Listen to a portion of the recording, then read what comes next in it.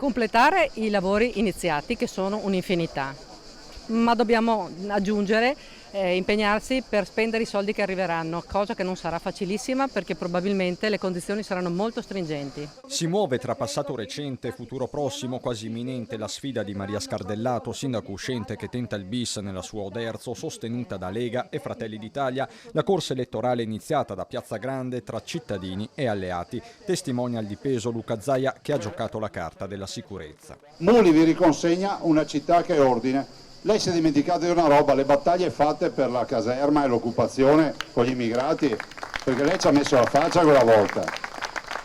In un momento nel quale, voi sapete, qua per dimostrare che se uno pensa, se è intelligente, abbiamo sempre che sposa le cause impossibili, che va bene gli immigrati sulla caserma, che va bene la gente in piazza che rompe le baie, che va bene tutto. Allora noi siamo ancora della vecchia tradizione. Rigore, rispetto delle leggi, i cittadini sono tutti uguali se rispettano le leggi, se no vanno a casa loro.